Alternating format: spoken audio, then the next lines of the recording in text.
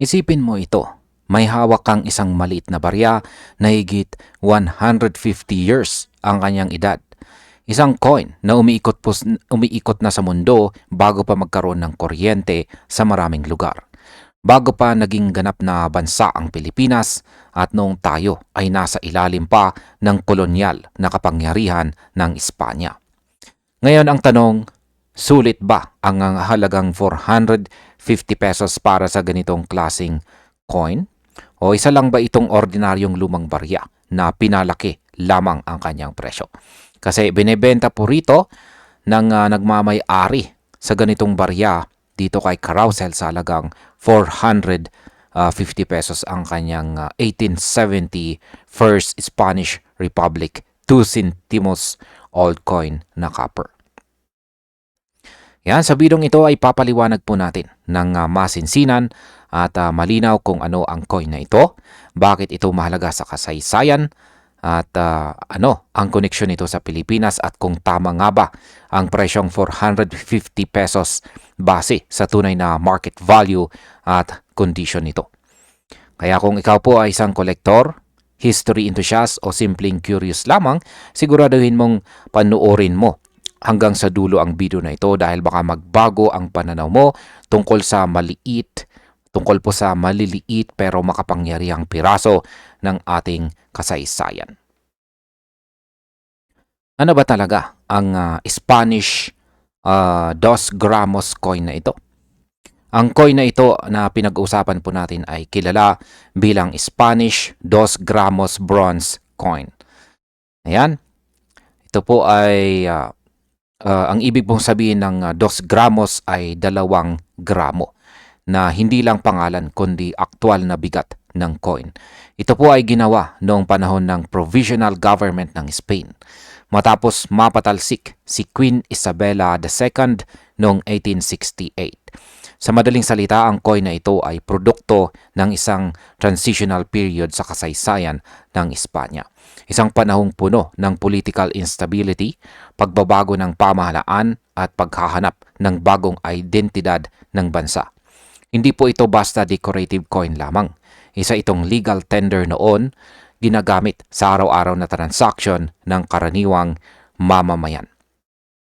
Ngayon, ano nga ba ang makikita natin sa disenyo at bakit po ito kakaiba? Kapag tinignan po natin ang coin na ito, mapapansin po natin agad ang kanyang kakaibang disenyo.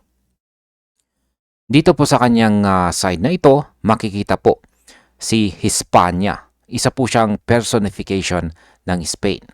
Siya po ay nakaupo sa ibabaw ng Pyrenees Mountain. Yan, Pyrenees Mountain. Hawak niya ang isang olive branch. Simbolo po yan ng kapayapaan. Habang nasa paanan po niya ang isang leon. Ayan. Dito naman sa kabilang side, ayan, kanyang kabilang side, ay makikita po natin ang isang leon, mabangis na leon, na may hawak na shield or kalasag. Simbolo po ito ng lakas, otoridad at soberanya ng estado. Isa sa pinakakakaibang detalye ng coin na ito ay hindi mo makikita ang salitang Espanya.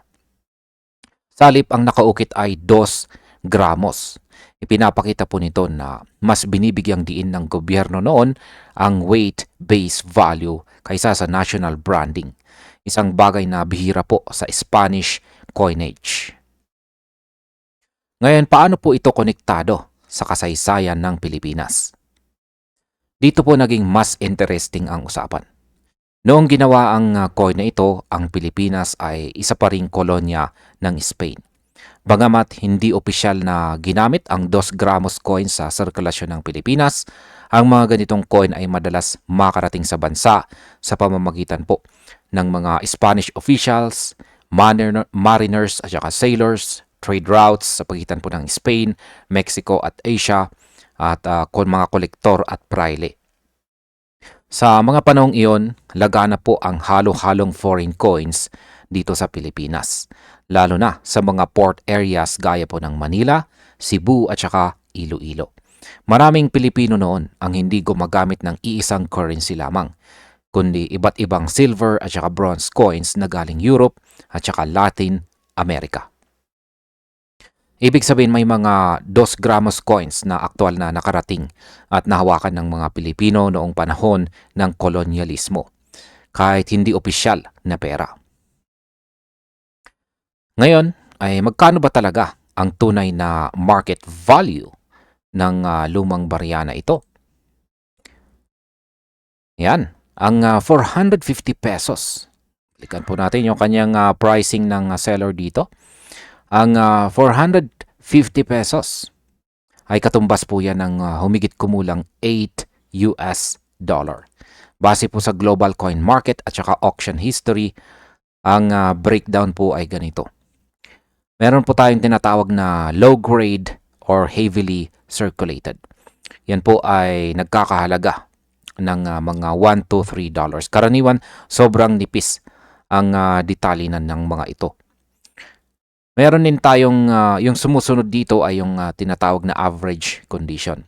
From fine to very fine. At ito naman ay nagkakahalaga ng mga 5 to 10 US dollars. Kapag sinabi po nating average condition ay klaro pa ang ilang mga detalye. At ang pinakamatindi po ay yung high grade or uncirculated. Ito po ay nagkakalaga sa $25 pataas. Kaya, ayan, kung ang coin ay kita pa ang buhok ni Hispania, ayan, dito naman ay kitang-kita natin. Kita ang leon, ayan. At walang malalang corrosions or pagkasira dito. Ang 450 pesos ay patas at masasabi kong makatarungang presyo naman. Kaya hindi ito steal pero hindi rin siya overpriced. Kaya yan ang masasabi ko tungkol sa kanyang presyo. Ngayon ay ano po ba ang mga dapat nating i-check para masigurong authentic ito?